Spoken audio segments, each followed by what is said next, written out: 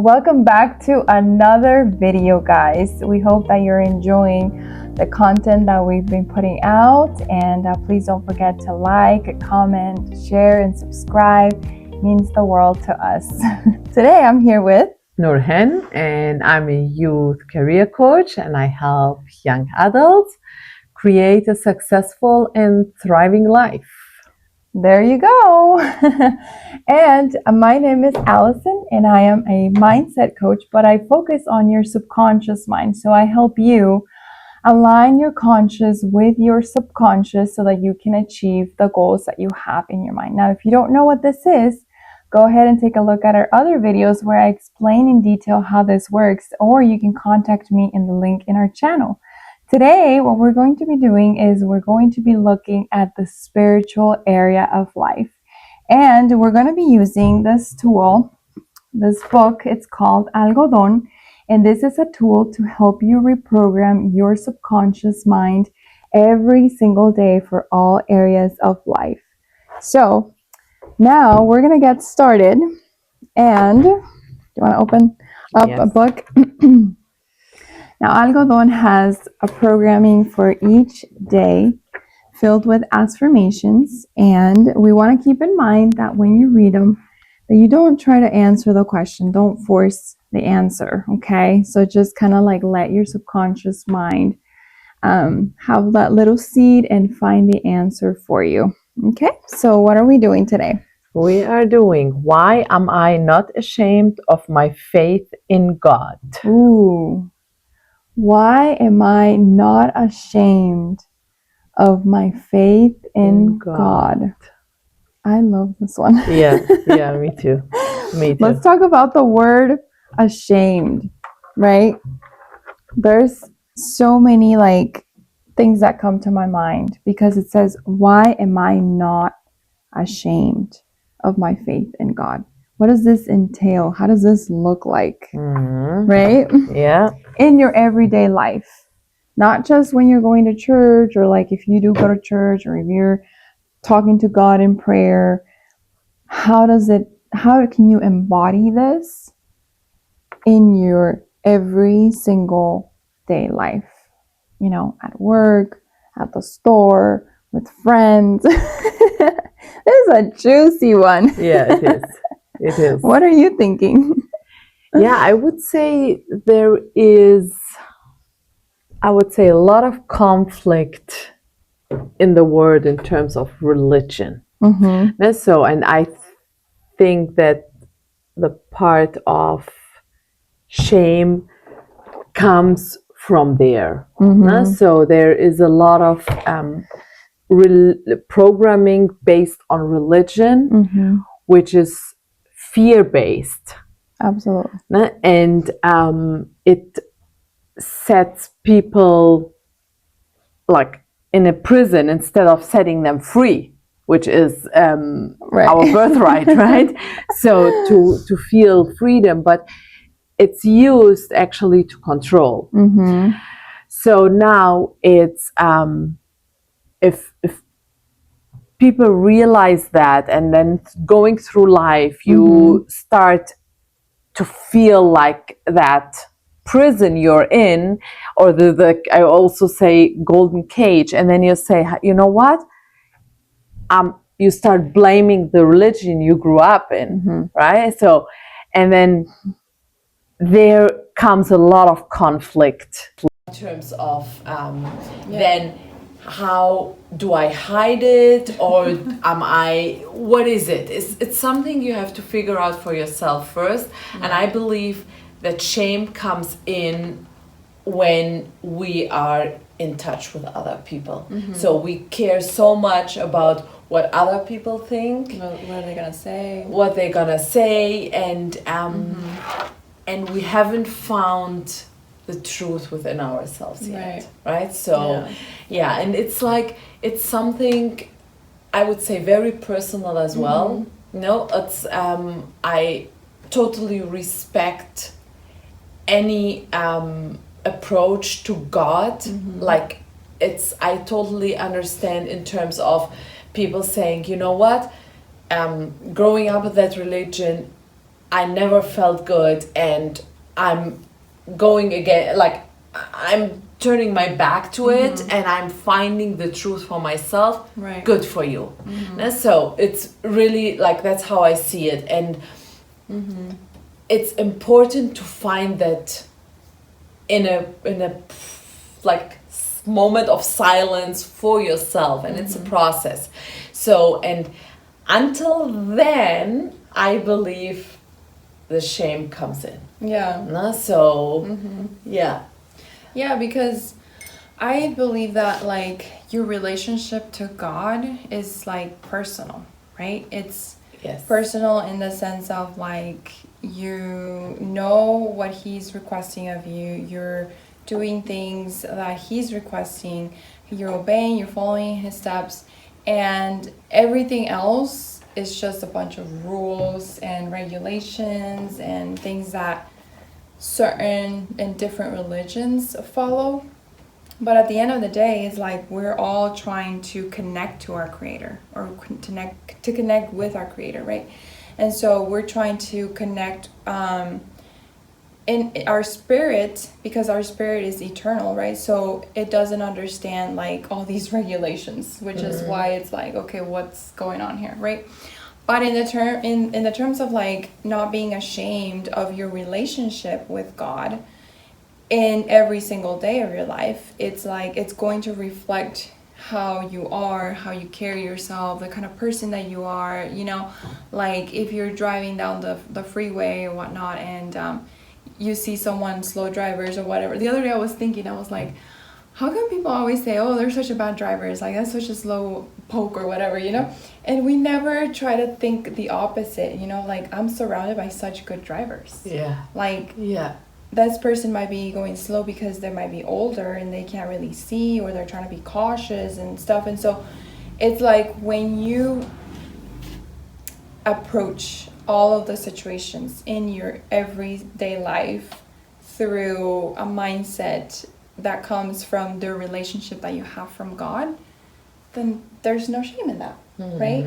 Like even if like, you know, you're at work or something and someone asks you to do something that you don't feel comfortable, it goes against your morals and your character and so on, it's not because it's you're not going to feel uncomfortable because it goes against your religion per se. It's going to go against because of your true self, right? Because your true self is connected to God, is connected to the spirit and your creator. So therefore you shouldn't feel ashamed of it, right? Because that's just who you are. That's your identity, like your true self, right? With all of the social tags, including religious tags, right?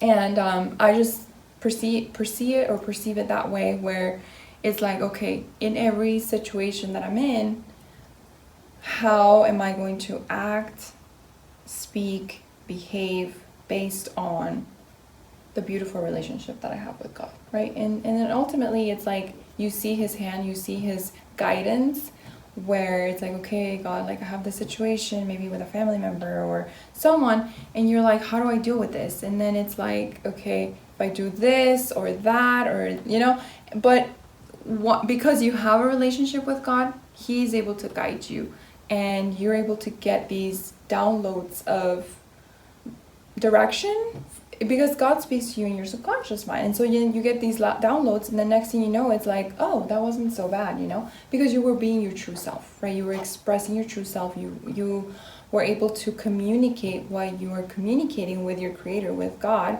And so then that just reflects into the conversation that you're having with that person, or the situation that you're going through, or whatever that might be that you're doing throughout the day, you know? So it's not so much about like the rules and the religion. That's like a whole other topic. Yes. Because then again, it's like, okay, where did that come from? Yeah. You know, who taught you that? Or like, who came up with this idea, right? Like, God didn't say whether it's good or bad to go watch a movie or go to the theater, for that matter, you know? Yeah. But once I'm in the theater and then I'm observing something, if it doesn't align with my true self, right, then I'm going to remove myself. Because not because it aligns or not, it doesn't align with my religion, but because it doesn't align with my own true self, who reflects my relationship with my creator and God, right? And so there's just a lot of like things where some religions might prohibit you to watch movies, right? I'm just throwing out an example out there. And it's like, okay, you have your reasonings, so respect to that, but it's like, who came up with that? Is that a program that you want to carry? Does it align with your true self? If it does, by all means, go ahead. That's your path, and you know, we all have our own path that we are free to choose because we do have free will, right? That's one of the beauty of being human, that we have free will. We're able to choose and decide who we want to be, how we want to behave, the things that we want to do, and those are just my thoughts on that, you know? Yeah, absolutely. And it's very important for me to see that outside of any religion. So it is about a connection, as you were saying. No? So that peace comes from that connection. Yeah. Where you can label it as you want. You can say source, you can say the universe, you can say higher self, higher power, universal intelligence, God. So it is something which is ruling the world, like something bigger. Higher being, yeah. Yeah, something bigger, to see that you have sometimes a thought, and then it's like, oh, wouldn't it be nice if I don't know, if I get some ice cream later on, right? And it just disappears, and then a few hours later, your coworker brings you ice cream, and it's like, oh my God, you read my mind. Do we say that, right? You read my mind, and it's like, no, it's actually, it came without resistance, that desire, so the law, the universal law was providing to you.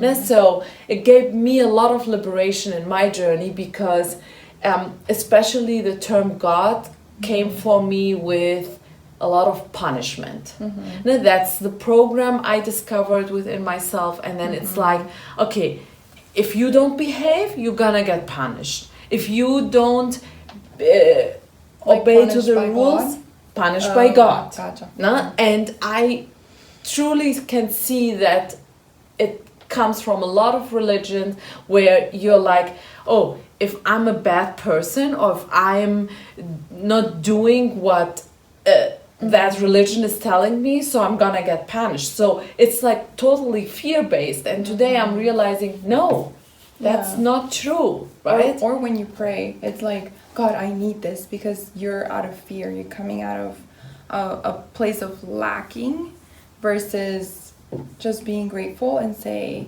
thank you, God, for this. If it's your will, may I please have this, right?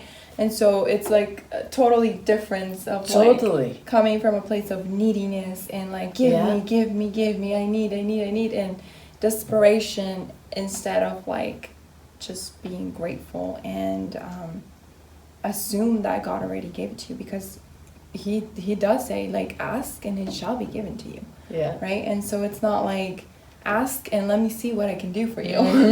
Yeah. It's like, ask, but you have to believe, right? Yes. You have to believe that the desire that you have in your heart, God put the desires and the visions in your heart because he already gave them to you. Yes. Your job is just to actually go and pursue them, right? And so when you have this programming, like you say, of like, God's going to punish you and this and that, it's like, it creates that conflict, right, in your mind, because then it's like, well, why is God not good to me? But we spoke about this in the other video where it's like, no, God is always good to you. You just can't see how this situation is being created for your own good. And sometimes as human beings, we don't really like that. You know, it's like, no, why am I going through this? You know, but God is just kind of like telling you, hey, you know, like, this is your chance to get another test in life and see if you'll pass it, you know. And he sees how much faith you have, if you truly believe in it, and like, if you're fearful and you're still willing to do it and pursue it, then that desire will be yours, Like using also like the law of assumption, you know, that making it seem that it already happened because you trusted in his word. Like ask and it shall be given. Like how beautiful is that? How soothing is that, right? Yes. And so when you walk around with this faith that you have in God and this soothingness that it gives you, then you're not ashamed to, you know, show your faith or connection or relationship with God, with others. Like you're not going to be ashamed. This is just who you are. You're embodying that person that has faith, that uses the law of assumption, that knows that whatever you ask, you will be given, because you are connected to a higher being, someone that is like, has no correlation or relation to time or days or, you know, anything can happen, right? Like from today in 30 minutes, everything could change. Yeah. You just never know. And when you hear people saying like, oh, you know, this happens this time of day, or like it's very difficult for you to achieve this, or like, okay, those are the things that you want to believe, go ahead. I'm not. Because I know that God backs me up, and I know my relationship with him, and I know that whatever I ask, when I truly believe and I assume that it already happened, it happens. He gives it to me, right? And so it's like a totally different approach, right? Of like, oh, like I'm supposed to behave. Now you're not behaving because of fear. Now you're just behaving because that's who you are. That's just your default, right? You're just aligned. That's It's freedom. It's freedom. It's freedom, and it's the free will, because the moment we feel like life is not providing to us, it's when it's because we are not open. And so that alignment, like we're not open, so we're like either we're dwelling on shame, on resentment, so we're actually stuck in that state of being. And the more we open to it and the more we embody it, and also it's a practice. It's really a muscle you build. No? So I heard that it's like spiritual practice. No? So it's a spiritual practice to start with something small and see how it's going to be delivered to you. Because what helped me a lot was like when I asked myself, I mean, the trees are growing, right? My hair is growing. So someone's in control. Who is doing that? Who or what is doing that? The sun is coming out every day, and we have setting down every day. Without you doing anything. Without me doing anything. So something in the background is happening, and that's, as you were saying, law of assumption, law of attraction. It's really beautiful. You can also look into it from a scientific background. Then that's also available. There's a lot of research has happened there, and then once you start to apply it on small things, because when you apply it on things, you don't have resistance to it, so then it's possible. But if you are resisting the flow, the allowing, then it creates that feeling of stuck, and it's not coming. And I'm not getting. I'm asking, but how are you feeling? Then that's the important part. How are you being about it? And start small. So for me it was when I read a few years ago, my first book was The Power of Your Subconscious Mind by Dr. Joseph Murphy. So when I was reading that, the first thing my experience linked to it was, oh my God, I've been using that with finding parking.